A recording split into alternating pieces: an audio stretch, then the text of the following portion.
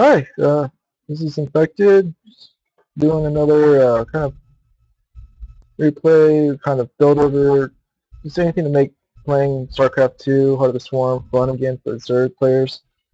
Today, we'll kind of be talking about utilizing a upgrade that hasn't really seen much attention at all in any replays I've been watching recently, so yeah, basically we'll be talking about tunneling claws and drop play again. Tunneling claws, because roaches are such a beefy tier 1 unit, or tier 1.5, however you want to think about it. Their roach rushes are really common. Roach timings have kind of been a huge thing in Zerg versus Zerg and Zerg versus Protoss. However, nobody's really utilized tunneling claws very well. Few StarCraft players who gave me the idea for this build from YouTube replays and whatnot, like Psy StarCraft, to name one of them. So I decided to try it against Terran player. This build is by no means refined, but it was a lot of fun, and it turned out a little bit longer than I would hope, but like I said, just nothing but fun. So here we go. Have I believe it was a Diamond League Terran player, MSS Skeptic, Epic. I also want to play it. And then there's me, Zerg Bugs down here. So I'm going to speed up. Opening build. I forget what the Terran player does, but I do what every Zerg player does, and just flicking hatch. And then the follow-up. The big thing with this build is the gas timing, or just because roaches cost gas, you have to upgrade to layer, which costs 100 gas, and then you have to get the upgrades. Now, what I do is I go for double roach warren, get the glue of the Constitution, and tunneling claws at the same time. That way, I can just push out with roaches, and the timing just hit, and no Terran player would be the wiser unless they saw both roach warrens. And even if people do see it, they're going to think, it's like, wow, this guy must be really, really bad. So it looks like I got my gas around the 17, 18 mark. Yeah, still can turn out pretty well. It looks like my opponent went into Barracks Expand, got his gas a little early so he can go into Reaper Harass. Yep, just sending lings to take towers, and kind of just see what units pop out, poking the front. No, pretty typical on TvZ. There's no rushes, but it's, like I said, pretty typical. Last video I made, I talked about how mad I was about not having any creep spread at all. So I actually did it this game. Here I'm grabbing an earlier third. From the video that I watched, he didn't grab his third until after he got the upgrades done, because he was rushing it, but because I saw that it was an early expand, I went ahead and just started pumping out drones and some much workers. Here I have my tunneling claws, for upgrade, good Constitution on the way. So everything's working out. Terran player, he's just building up his infrastructure. His third base is already done, he's just saturating his main. Got his upgrades along the way. I have +1 range and +1 Caribus on the way. Typically because of this build, unless you want to go for Roach Hydra, which is actually a pretty fun build itself, especially against this type of composition, Marine Water, Mine, Siege Tank. I wouldn't really go for the upgrade so fast, just so that way you have more Vespene gas to pump into roaches. And here's my roaches coming up. It's a lot later than I would have liked. But like I said, I was just trying this build out. And my 2-2 started right away after the +1/+1. So I have a couple roaches sitting back here. And like I said, he doesn't expect it, so roaches, they're pretty much going along their way. My big mistake was I was trying to get them back here. Because at this time in the game, most Zerg players will have mutalisks to prevent drops, to kind of pick up siege tanks, I mean, that's their biggest kind of role right now in Zerg versus Terran. So he did a pretty wise thing compared to a couple of Terrans that I used terminal calls against. So here he is building more infrastructure. His income is higher than mine because of mules. Our harvester is pretty much the same. I have gas going on my third base. And PlayStation pit on the way. My macro hatch is on the way. So I mean, macro-wise, I'm not absurdly behind. Looks like I'm about to take my fourth right here. But basically, the trap is set. But you can see the blue dots here. So all I'm waiting for is we're just waiting for the trap to be sprung. At this moment, I have more roaches getting produced to kind of prevent any type of Hellion play that I was expecting to see, but it didn't happen. So, and that also gives me the opportunity for a follow-up attack, because these roaches are here. How I'm going to do this is I'm going to have these roaches pop up first. That way, all these units start rushing back here through this maze or this giant mess. Right here, I don't remember if I pop them up, but I was hoping to pop them up second. That way, the army starts to spend more time trying to split up in the side. Do I attack these guys? Do I go here and finish these off? And then pop this here at the same time. It's essentially a very Zergy drop play without actually dropping. So, back on normal. Everything's ready. I'm still macroing pretty hard. I got pneumatized carapace on the way just so I can actually spot. And here we go, got my roaches in. We start massacring all the SCVs there. Because of those missile turrets, you sent his army to take those guys out here, so that was kind of a failed attempt. And then just more roaches over here, just taking SCVs out. Yep, and then I just burrow, get away. He's going to scan this area, and he's going to build up his sensor tower again, or his, not sensor tower, but turret up. Oops. Look at his income now. Not only does he have his OCVs finally returning, but my bank is picking up just because I was pretty focused elsewhere. And got my fourth on the way. Pretty low larva count, which is pretty good. I have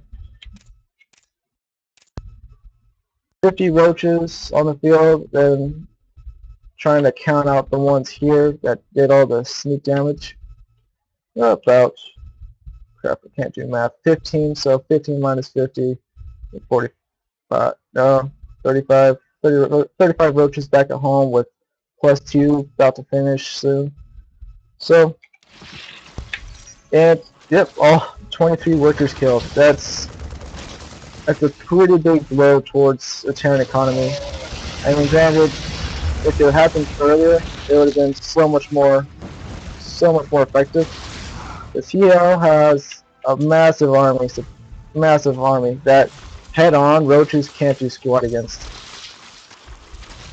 Now I'm taking out the missile turret just because, like, okay, I know his army's gonna come back and he's gonna waste a couple scans trying to take out the rest of the roaches here.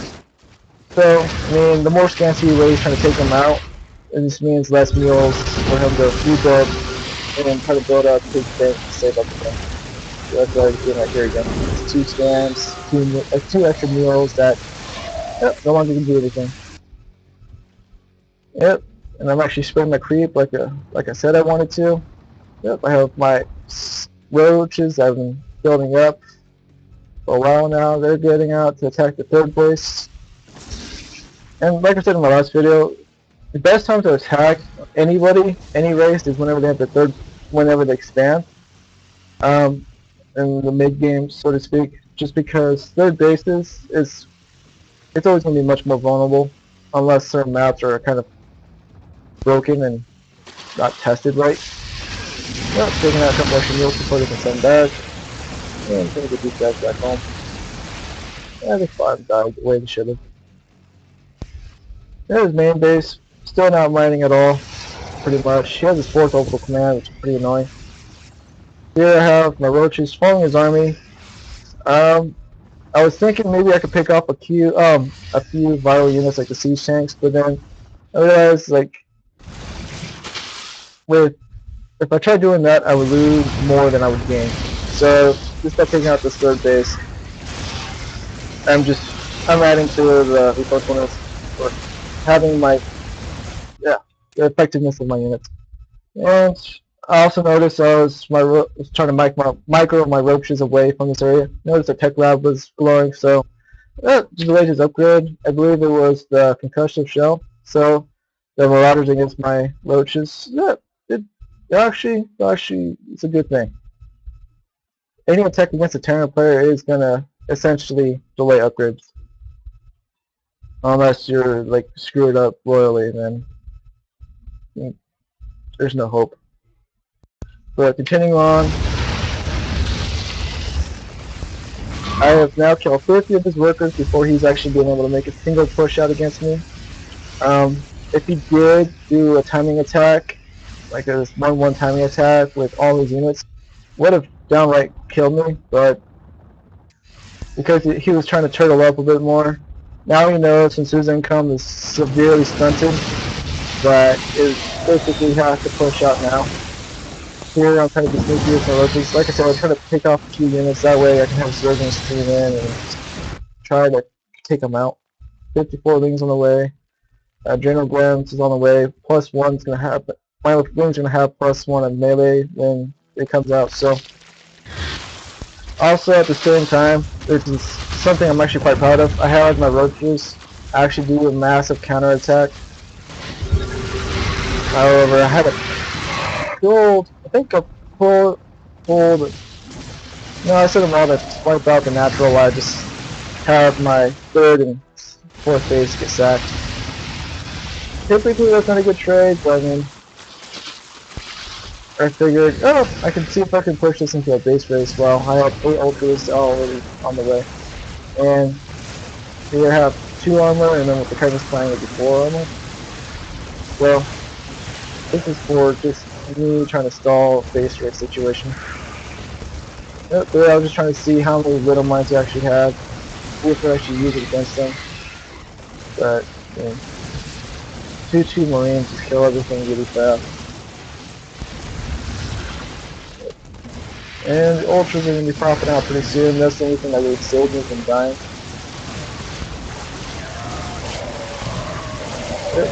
Those little mines. I said it before, like, hate them. These little mines here alone just causing nothing but trouble.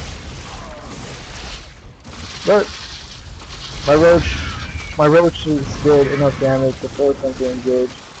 I should have been better prepared just because I saw everything that you had.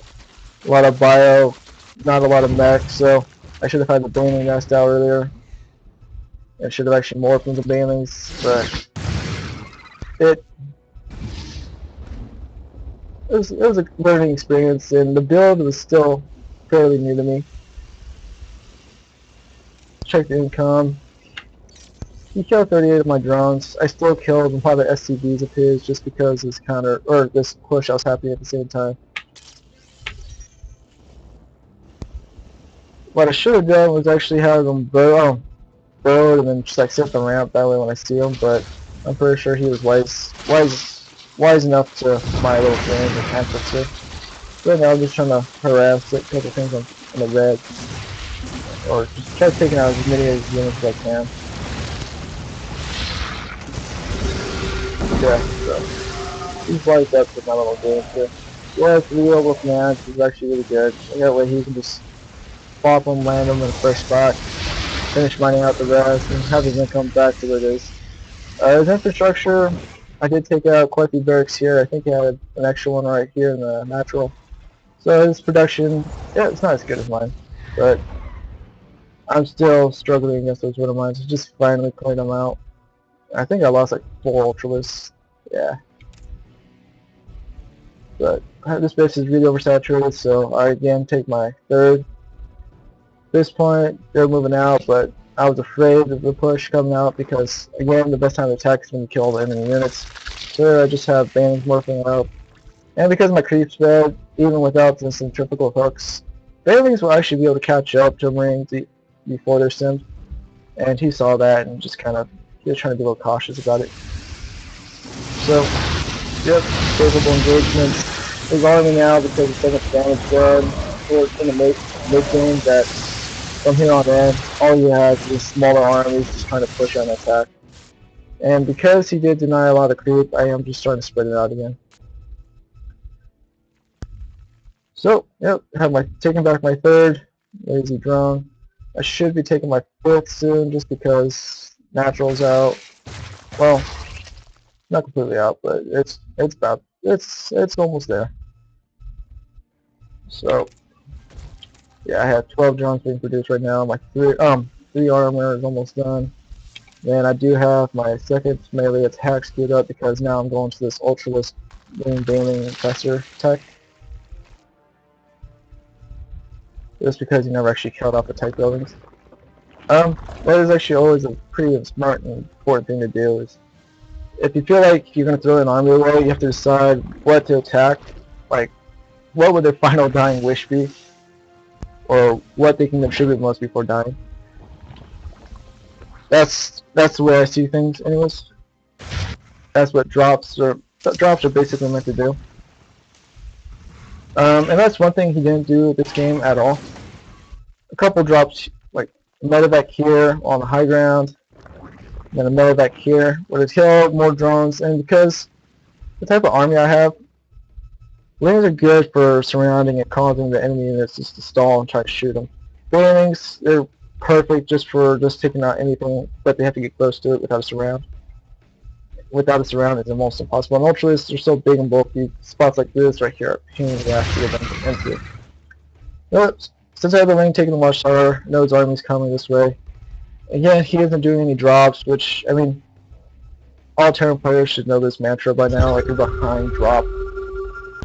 He does have an upgrade advantage just against my unit composition. However, I do have I have my infestor for now, so just stopping the medevac from actually healing. Which, I mean, most Terran players are better about that, but you kind of drift around. So this part of the game, it's pretty one-sided. And yep, I have my creep spread still going a little bit.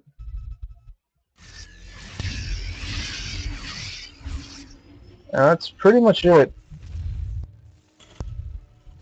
Terran players are not used, especially ones that kind of did the playstyle that Skeptic did here, was attack by the time you get your third base, and in between that time, you're going to build up as many production buildings you can actually build off of, have your upgrades going at the same time, and then just do a massive push. Most Terran players are really good at that, and those players like me have been in theory at it for such a long time, just because without those barrel shenanigans, it's really hard to break.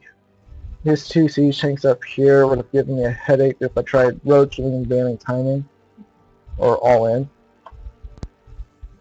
And then if I was to actually do like a frontal assault with roach, lings, and banelings, his lines, he had them situated around here, and so even if I did come by here, he would have just been able to whip that off, and his army would have had a pretty good concave setup, mostly around this area. So, and lings against widow mines, they can be a bad thing and a good thing. So that's the reason why this barrel shenanigan thing worked out so well. As, I mean, he did have a couple defense just to actually detect the barrel units, but I got really lucky and I was able to get them placed in. But again, I took out 50 workers around the 17-minute mark, a little bit before that. And then he pushed out, and that was kind of like an all-in effort for him. Now he's trying to sit back and collect himself. I'm worried about drops, so I should start building spines, a couple spores, maybe. But like I said, this guy was pretty passive about it, so I got really lucky. I'm double expanding here. Still trying to spread my creep, covering as much ground as I can. I don't know about the expansion yet, but I do have my suspicions. So at some point I will start sending lings down here to counterattack. Because even though I have like an army advantage, not very much, but the unit composition advantage, just because the mines and then the concave can sit with stim and then all the medevacs, I don't want ever to assault head on like this. So counterattacking, especially like I said from the beginning, attacking when they expand is usually the best time. So I almost have 3-3 on the way. I should have 2-3, 2-5 on my ultra list.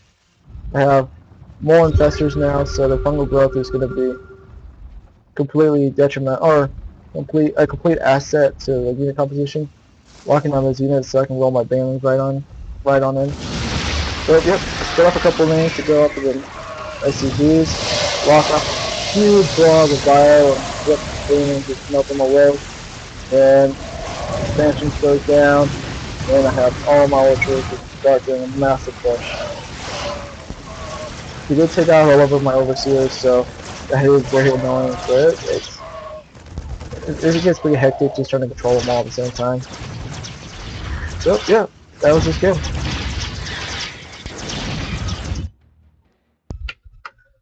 So like I said, it all falls down to the roach burrow timing. So I'm basically going to go through the build really fast. So yep, 15 expands. I do send a drone to scout, and please note this was actually before I started figuring out that. Oops, I think I missed it. Yeah, sorry. This is before they started doing cross spawns only. So.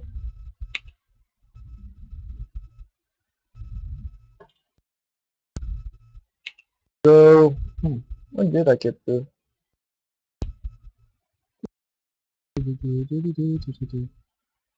Okay, so yeah, 17 gas and 16 cool. Then just macro. I do have my drone. I did spot the early expand. I didn't spot the gas, mostly because I was afraid it might get locked down. So although he's just playing macro, I kind of expected and kind of hoped it was. Yep, I have my ling just kind of running around. I did have him kind of patrolling right here just because of Reapers. Then, yep, taking the watchtower. Yep, this little lazy bugger should have been up there. Then poking the front, try to see if I can spot anything. Dude, I did get metabolic boost. Not sure if that was on purpose. And in the end, it did turn out to save me, and with my tech switch, it helped quite a bit. But early layer, something most people don't get. Well, it's not really technically early, normal, but it helped out. And like I said, I was trying to stay toe-to-toe macro-wise. Alright, so I do have my roach one still in. I did have him spread out, so if he did scan like right here, he won't actually see both of them at the same time. Yep, and pumping roaches. So it turns out to be a +1 speed burrow roach timing. And yep, you can just see in all its glory how much damage it actually did to the unsuspecting Terran player. And yeah, he did pretty good. He did have the missile turns to kind of spot whatever type of needleless player might come into play. But 1, 2, those guys never had a chance. And it's still expanding. So that's it for this game. Any questions or anything that I can do better, quality-wise or talking-wise? I don't do this very often. I don't really talk mostly at all. So if you liked it, give it a thumbs up, comment. That's it.